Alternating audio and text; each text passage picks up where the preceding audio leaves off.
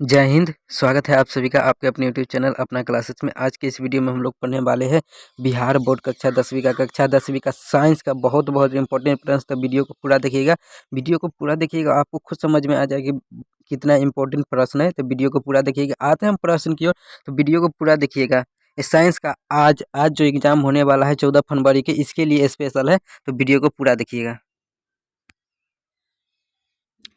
आपका प्रश्न है, शुक्राणुओं का मोचन कहाँ होता है? शुक्राणुओं का मोचन कहाँ होता है? तो आपको ध्यान में रखना है कि शुक्राणुओं का मोचन जो होता है शुक्रवाहिका में होता है। ऑप्शन बी आपका राइट आंसर हो जाएगा। शुक्राणुओं का मोचन कहाँ होता है? तो शुक्रवाहिकाओं में होता है। ऑप्शन बी आपका राइट आंसर हो जाएगा। ओजोन परत के अवक्षय से कौन सी बीमारियां उत्पन्न होती है? ओजोन परत के अवक्षय से कौन सी बीमारियां उत्पन्न होती है? कई बार हमने बताया है कि त्वचा कैंसर होता है। ओजोन परत के अवक्षय से कौन सी बीमारियां होती है? तो त्वचा कैंसर होता है। ओजोन परत क्या है? ओजोन परत पृथ्वी का सुरक्षा कवच कहा जाता है। आपसे प्रश्न पूछा जाता है कि पृथ्वी का सुरक्षा कवच किसे कहा जाता है? तो ओजोन परत को कहा जाता है। सूर्य से निकलने वाली पराबैंगनी किरणों को ओजोन परत पृथ्वी पर आने से रोकता है। आपसे भी प्रश्न पूछा जाता है कि सूर्य से निकलने वाली पराबैंगनी किरणों से कौन सी बीमारी होती है? तो त्वचा कैंसर ही होता है। तो सभी बातों को ध्यान में रखिएगा, ये सब पूछा जाता है। आपका अगला प्रश्न है, आनुवंशिक गुणों का संदेश होता है। आनुवंशिक गुणों का संदेश कौन होता है? तो डीएनए अणुओं में होता है। ऑप्शन ए आपका राइट आंसर हो जाएगा। डीएनए अणुओं में होता है। आनुवंशिक गुणों का संदेश किसमें होता है? तो डीएनए अणुओं में होता है। आपका अगला प्रश्न है, एक नर हार्मोन है। एक नर हार्मोन के क्या होता है? तो टेस्टोस्टेरोन होता है। एक नर हार्मोन है तो टेस्टोस्टेरोन होता है। ऑप्शन डी आपका राइट आंसर हो जाएगा। एक नर हार्मोन टेस्टोस्टेरोन होता है। ये सभी प्रश्न पूछा गया प्रश्न है, तो वीडियो को पूरा देखिएगा। और चैनल पर नए हैं तो चैनल को सब्सक्राइब करते हुए चलिए, क्योंकि हम रोज आपके लिए ऐसे ही वीडियो लाते रहते हैं। चैनल को जरूर सब्सक्राइब कीजिएगा। और हम जो आपका एग्जाम होगा साइंस का, उसका जो एग्जाम होगा ना आज, उसका आंसर की भी हम लाते हैं। कल हमने मैथ का आंसर की, जो आपका एग्जाम हुआ था फर्स्ट वाली में, उसका आंसर की हमने अपलोड कर दिया है। आज जो एग्जाम होगा उसका आंसर की हम अपलोड कर देंगे, तो उससे देखकर मिला लीजिए कि आप कितना सही किए। आपका अगला प्रश्न है, शुक्राणुओं का मोचन कहाँ होता है? शुक्राणुओं का मोचन का निर्माण कहाँ होता है? शुक्राणुओं का निर्माण विरसन में होता है, ध्यान में रखिएगा।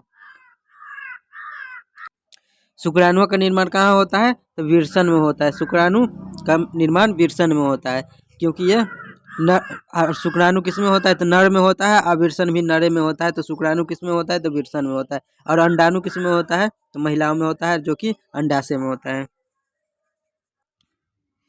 किस वैज्ञानिक को आनुवंशिकी का पिता कहा जाता है? बहुत बहुत इंपॉर्टेंट प्रश्न है और कई बार पूछा गया।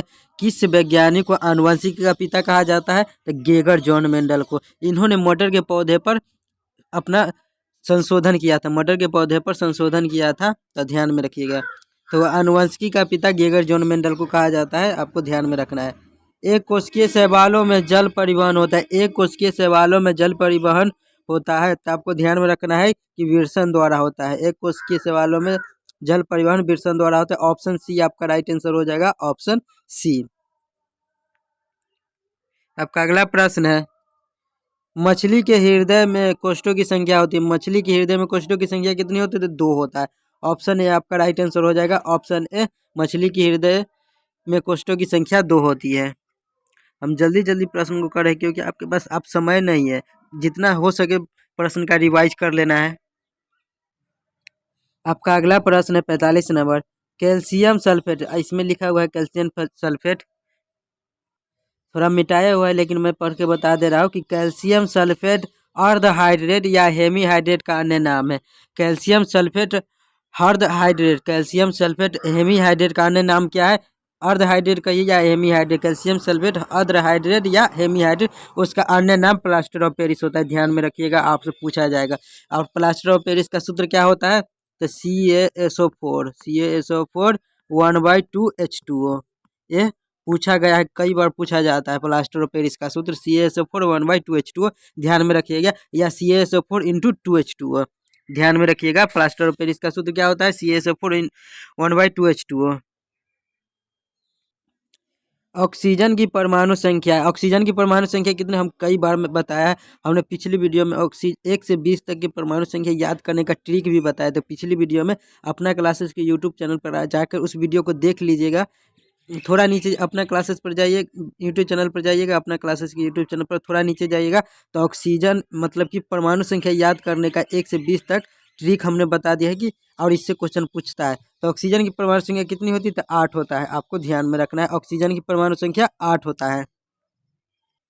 तो ऑक्सीजन की परमाणु संख्या 8 हो जाएगा। अगर हाइड्रोजन का पूछे तो परमाणु संख्या 1 होता है, हाइड्रोजन का 1 होता है, हीलियम का 2 होता है और लिथियम का 3 होता है। सब नोट कर लीजिएगा। बेरिलियम का 4 होता है, बोरोन का 5 होता है और कार्बन का 6 होता है और नाइट्रोजन का 7 होता है और ऑक्सीजन का 8 होता है और नियोन का 10 होता है। नोट कर लीजिएगा सभी बातों को। किस किस का परमाणु संख्या कितना होता है पूछ ले। क्लोरीन का, तो क्लोरीन का 17 होता है जो पूछा जाता है। पोटेशियम का 19 होता है, कैल्शियम का 20 होता है। तो आपको ध्यान में रखना है। अगर सोडियम का पूछ ले तो सोडियम का हो जाएगा 11 परमाणु संख्या। अगर एल्युमिनियम का पूछ ले तो एल्युमिनियम का 13 होता है। तो नोट कर लीजिएगा। तो हमने परमाणु संख्या बता दिया आप सभी को। अब अगला क्वेश्चन है 1 pm यानी 1 पिकोमीटर कितने मीटर के बराबर होता है? तो 10⁻⁻12। ऑप्शन सी आपका राइट आंसर हो जाए। 10⁻⁻12 मीटर 1 पिकोमीटर बराबर होता है। तो ध्यान में रखना है आप सभी को। आते हैं अगले क्वेश्चन की ओर। एथेनॉल एक क्रियाशील मूलक है। एथेनॉल एक क्रियाशील मूलक है। तो इसका राइट आंसर क्या हो जाएगा? तो सिंगल बॉन्ड OH हो जाएगा, ऑप्शन ए। आपका अगला प्रश्न है किसी अभिक्रिया में भाग लेने वाले पदार्थ कहलाते हैं। किसी अभिक्रिया में भाग लेने वाले पदार्थ क्या कहलाते हैं? तो अभिकारक कहलाते हैं। ऑप्शन सी आपका राइट आंसर हो जाएगा। ऑप्शन सी, किसी अभिक्रिया में भाग लेने वाले पदार्थ अभिकारक कहलाते हैं। साधारण नमक का सूत्र क्या होता है? कई बार पूछा गया है। साधारण नमक का सूत्र NaCl होता है। ऑप्शन बी आपका राइट आंसर हो जाएगा। साधारण नमक का सूत्र NaCl होता है। हमने पिछली वीडियो में रासायनिक नाम, रासायनिक सूत्र भी करा दिया है, उसे भी देख लीजिएगा जाके, क्योंकि इम्पोर्टेंट है। आपका अगला प्रश्न है निम्न में से कौन मुख्यतः बायोगैस है? तो बायोगैस मीथेन होता है और मीथेन का सूत्र होता है CH4। तो ऑप्शन बी आपका राइट आंसर हो जाएगा। बायोगैस कौन होता है? तो मीथेन होता है और मीथेन का सूत्र CH4 होता है। ऑप्शन बी आपका राइट आंसर हो जाएगा। पोटेशियम देखिए पूछ दिया हमने, पोटेशियम का कितना परमाणु संख्या बताया था? तो 19 बताया था। ऑप्शन ए आपका राइट आंसर हो जाएगा। पोटेशियम की परमाणु संख्या 19 होता है। कैल्शियम का 20 होता है, एल्युमिनियम का 13 होता है, सोडियम का 11 होता है। तो सभी बातों को ध्यान में रखिएगा। आपका अगला प्रश्न है हीमोग्लोबिन की कमी से होता है। हीमोग्लोबिन की कमी से क्या होता है? तो एनीमिया होता है। ऑप्शन ए आपका राइट आंसर हो जाएगा। हीमोग्लोबिन की कमी से एनीमिया रोग होता है। और तो हीमोग्लोबिन किसमें ज़्यादा पाया जाता है? यानी हरी साग सब्जी में ही सबसे अधिक पाया जाता है लोहा। लोहा किसमें सबसे अधिक पाया जाता है? तो हरी साग सब्जी में, हरी साग सब्जी में सबसे अधिक लोहा पाया जाता है। और हीमोग्लोबिन की कमी से कौन सा रोग होता है? तो एनीमिया होता है। ध्यान में रखिएगा। रेजिन एवं गोंद कहाँ संचित रहता है? रेजिन एवं गोंद कहाँ संचित रहता है? तो आपको ध्यान में रखना है कि रेजिन एवं गोंद संचित रहता है पुराने जाइलम में। पुराने जाइलम में संचित रहता है। तो ध्यान में रखिएगा। ऑप्शन डी आपका राइट आंसर हो जाएगा। रेजिन एवं गोंद कहाँ संचित रहता है? तो पुराने जाइलम में। आपका अगला प्रश्न है निम्नलिखित में से किसे रक्त बैंक कहा जाता है? तो रक्त बैंक प्लीहा को कहा जाता है। ऑप्शन बी आपका राइट आंसर हो जाएगा। ये सभी प्रश्न कई बार पूछा गया है, तो वीडियो को पूरा देखकर नोट करते हुए चलिएगा और चैनल को सब्सक्राइब करते हुए चलिएगा। निवेदन है आप सभी से। रक्त बैंक किसे कहा जाता है? तो प्लीहा को कहा जाता है। ऑप्शन बी आपका राइट आंसर हो जाएगा। ऑप्शन बी प्लीहा। हृदय के बेसुमों का शिथिलन कहलाता है। हृदय के बेसुमों का शिथिलन कहलाता है। तो आपको ध्यान में रखना है कि हृदय के बेसुमों का शिथिलन कहलाता है डायस्टोल। ऑप्शन बी आपका राइट आंसर हो जाएगा। डायस्टोल, हृदय के बेसुमों का शिथिलन डायस्टोल कहलाता है। टेस्टोस्टेरोन स्रावित होता है। तो टेस्टोस्टेरोन स्रावित होता है विरसन में। ऑप्शन ए आपका राइट आंसर हो जाएगा। टेस्टोस्टेरोन स्रावित होता है विरसन में। टेस्टोस्टेरोन स्रावित होता है विरसन में। आपका अगला प्रश्न है निम्नलिखित में से पीएच का कौन सा मानक क्षारीय विलयन का मान देता है? निम्नलिखित में से कौन सा मानक क्षारक विलयन का मान देता है? तो देखिए जिसका पीएच मान 7 से ऊपर रहेगा वो क्षार यानी भस्म कहलाएगा, क्षार विलयन देगा। जिसका पीएच मान 7 से ऊपर रहेगा वो क्षार विलयन देगा। तो इसमें से देखिए 7 से ऊपर रहना चाहिए, 7 नहीं, 7 से ऊपर 13 है। तो ऑप्शन डी आपका राइट आंसर हो जाएगा। 7 से ऊपर रहेगा तो क्षार हो जाएगा और 7 से नीचे रहेगा तो अम्ल हो जाएगा और 7 के बराबर रहेगा तो उदासीन रहेगा। 7 के बराबर रहेगा तो उदासीन रहेगा, 7 से ऊपर रहेगा तो क्षार रहेगा और 7 से नीचे रहेगा तो अम्ल रहेगा। ध्यान में रखिएगा। वर्ग 1 के तत्व कहलाते हैं। वर्ग एक के तत्व क्या कहलाते हैं? तो क्षार धातु कहलाते हैं। ध्यान में रखिएगा, ये सब पूछा गया प्रश्न। वर्ग एक के तत्व क्षार धातु कहलाते हैं और वर्ग दो के तत्व क्षारीय मृदा धातु कहलाते हैं। वर्ग दूसरा के तत्व, वर्ग दो के तत्व क्या कहलाते हैं? तो क्षारीय मृदा धातु कहलाते हैं। और वर्ग 18, ये वर्ग 18 से पूछा जाता है प्रश्न। वर्ग 18 के जो तत्व होते हैं helium, neon, argon, krypton, xenon, radon, ये सभी वर्ग 18 के तत्व होते हैं। तो ध्यान में रखिएगा। और इसे अक्रिय गैस भी कहा जाता है और इसे नोबल गैस भी कहा जाता है। और वर्ग यानी समूह 18 के जो तत्व होते हैं उसे शून्य तत्व भी कहा जाता है। ध्यान में रखिएगा। अधातु के ऑक्साइड जल में घुलकर बनाता है। अधातु के ऑक्साइड जल में घुलकर बनाता है। तो आपको ध्यान में रखना है कि अधातु के ऑक्साइड जल में घुलकर क्या बनाता है? तो आपको ध्यान में रखना है कि अम्ल बनाता है। ऑप्शन ए आपका राइट आंसर हो जाएगा। अधातु के ऑक्साइड जल में घुलकर अम्ल बनाता है। ध्यान में रखना है आप सभी को। आपका अगला प्रश्न है, बॉक्साइट निम्नलिखित में से किस धातु का अयस्क? बहुत बहुत इंपॉर्टेंट प्रश्न है और कई बार पूछा गया। बॉक्साइट निम्न में से किस धातु का अयस्क होता है? तो एल्युमिनियम का होता है। ऑप्शन सी आपका राइट आंसर हो जाएगा। बॉक्साइट एल्युमिनियम का अयस्क होता है। हमने अयस्क भी बढ़ा दिया है पिछली वीडियो में, तो उसे देख लीजिएगा। एथेनॉल सोडियम से अभिक्रिया कर कौन सा गैस बनाता है? एथेनॉल सोडियम से अभिक्रिया कर कौन सा गैस बनाता है? तो H2 गैस बनाता है, यानी हाइड्रोजन गैस बनाता है। एथेनॉल सोडियम से अभिक्रिया कर H2 गैस यानी हाइड्रोजन गैस बनाता है। सोडियम जिंकेट का रासायनिक सूत्र क्या है? सोडियम जिंकेट का रासायनिक सूत्र क्या हो जाएगा? तो आपको ध्यान में रखना है, सोडियम जिंकेट का रासायनिक सूत्र हो जाएगा Na2ZNO2। ऑप्शन डी आपका राइट आंसर हो जाएगा, Na2ZNO2। अक्रिय गैस है, देखिए पूछ लिया ना हमने। अक्रिय गैस कौन कौन बताया है? Helium, neon, argon, krypton, xenon, radon, ये सभी अक्रिय गैस है। तो आपको देखिए हीलियम दिया हुआ है इसमें, तो हीलियम आपका राइट आंसर इसमें हो जाएगा। लेकिन helium, neon, argon, krypton, xenon, radon ये सभी अक्रिय गैस है। इसमें से कोई दे सकता है, तो ध्यान में रखिएगा। Helium, neon, argon, krypton, xenon, radon ये सभी अक्रिय तत्व है। कोई भी ऑप्शन में दे सकता है। इसमें हीलियम दिया हुआ है तो ऑप्शन बी आपका राइट आंसर हो जाएगा। अगर पूछ ले कि नोबल गैस किसे कहा जाता है, तो हीलियम, नियोन अक्रिय गैस को ही नोबल गैस कहा जाता है। इतना ही याद रखिएगा। सिरका में निम्न में से कौन सा अम्ल पाया जाता है? सिरका में निम्न में से कौन सा अम्ल पाया जाता है? तो एसिटिक अम्ल पाया जाता है। सिरका में एसिटिक अम्ल पाया जाता है। ऑप्शन डी आपका राइट आंसर हो जाएगा। आपका अगला प्रश्न है, जल विद्युत संयंत्र किस ऊर्जा को विद्युत ऊर्जा में रूपांतरित करता है? जल विद्युत संयंत्र किस ऊर्जा को विद्युत ऊर्जा में रूपांतरित करता है? तो आपका राइट आंसर हो जाएगा स्थितिज ऊर्जा। जल विद्युत संयंत्र जो होता है विद्युत ऊर्जा को स्थितिज ऊर्जा को विद्युत ऊर्जा में रूपांतरित करता है।